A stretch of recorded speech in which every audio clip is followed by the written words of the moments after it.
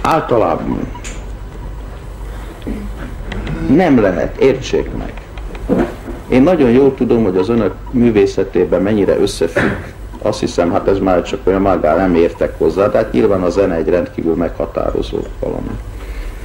De az is biztos, hogy annak van szövege, és az is biztos, hogy az előadási metódus, modor, annak az egész habitusa, az öltözködéstől, mozgástól, gesztusokon át, illetve a gesztusokig, mind valamilyen komplex együttes valamit képeznek.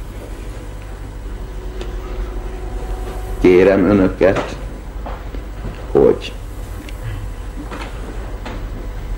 azon a normális, értelemszerű, hivatalosan nem körülírható, de minden tisztességes ember által érzékeltető határokat, amelyeken belül bőven kifejezésre lehet juttatni azt, ami minden emberbe él. Hát, hogy egy kicsit fel akar lélegezni, szabadabb. Senki nem mondja azt, hogy a társadalmi kötelékek, a munkakötelezettség, és így tovább, az valami paradicsomi öröm, mert ez az emberiség nagy vágya vetítődik ebbe ki, hogy munkanélkül élni, kötöttségek nélkül élni, kötelezettségek, normák nélkül élni.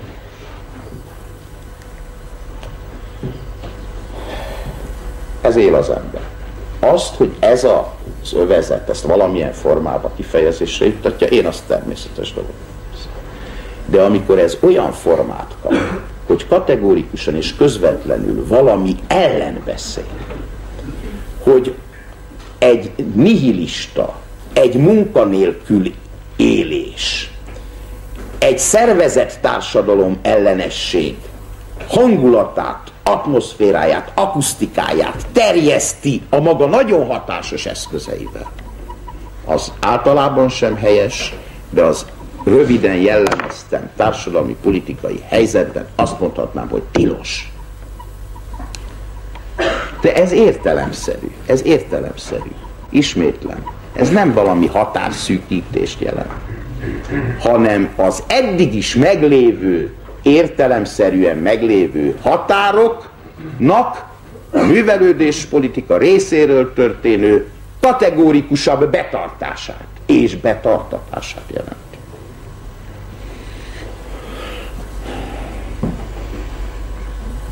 Kérem szépen, még megmondom. Mi a francnak? Már bocsánat, kérek. Olyan neveket adni együtteseknek, hogy orgazmus. Vagy magyarázzák meg nekem, hogy miért adnak egy együttesnek olyan nevet, hogy URH. Most azt mondják, hogy na ez az öreg paritten, micsoda prüd, vagy micsoda...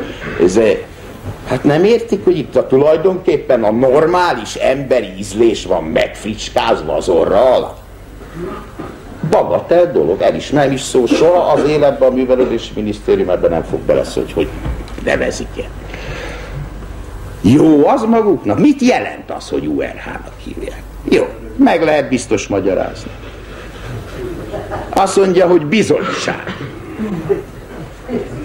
Hát persze, hogy meg lehet magyarázni, de ha nekem egy óráig magyarázzák, akkor is megmaradok amellett a normális emberi reflexió mellett, amelyik ezt az elnevezést összeköti azzal, amivel nagyon is összeköthet.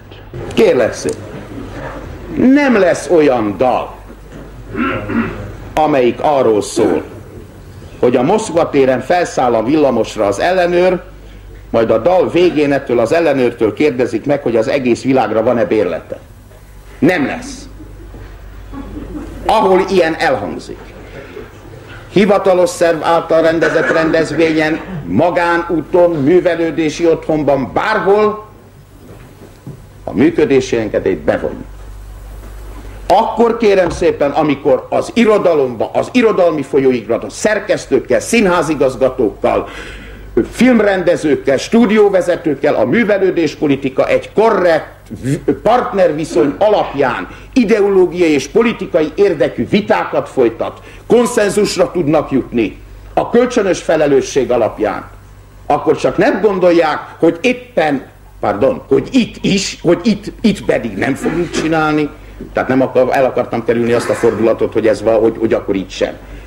Ugye? Nem, ez is egyenrangú bizonyos összefüggésekben és értelemben bármilyen más művészeti ágban. Ezt kérem vegyék tudomásul, azok is, akiket közvetlenül illet, és azt a messze nagyobb többséget, amelyet egyáltalán nem közvetlenül illet, de annyiban érint, hogy alkalmasak az ilyen, hogy úgy mondjam, dobások egy művészeti ágat kompromittálni a közvélemény előtt. Kérem szépen, az is elhangzott, hogy minek tartok én olyan fontosnak valamit, ami a jelenlévőkre tulajdonképpen nem, vagy csak elhanyagolható mértékben vonatkozik. És éppen emiatt, különben a Barabás elvtárs is utalt rá, éppen emiatt,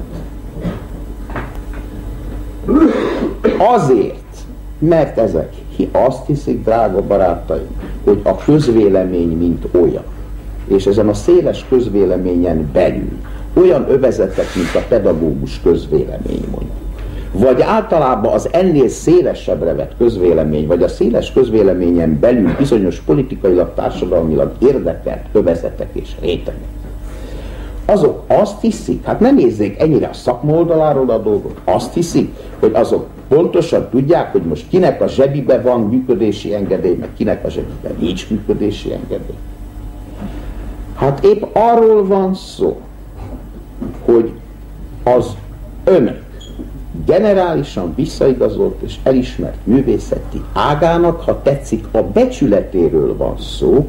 Erre a becsületvédelemre hívtam fel a figyelmet. Azért, mert adott körülmények közt állítom, hogy nem alaptalanul, erre ma nagyon is szüksége van a szakmának. És nehogy azt higgyék, hogy ebbe a politikának vagy a művelődés politikának van döntő szava az elhatárolásban és az eliminálásban, a szakma becsületének a megvédésében. Ebben igazi szava önöknek van. Ezen a területen önöknek van tekintélye és presztízse. A szakmán belül, és abban a rendkívül széles ifjúsági övezetben, amelyekre önök hatást gyakorolnak. És még egyet, én nagyon örülök, nem a szakszervezetnek akarok itt ilyen időszerű módon tisztelegni, hanem a magam részéről nagyon örülök, hogy ez a szakszervezeti csoport megalakult. Mert tulajdonképpen először vált ez a művészeti ág intézményesen valahogy foghatóvá, és vált a mi körülményeink és adottságaink mellett, hogy úgy mondjam, hivatalos tárgyalópartner.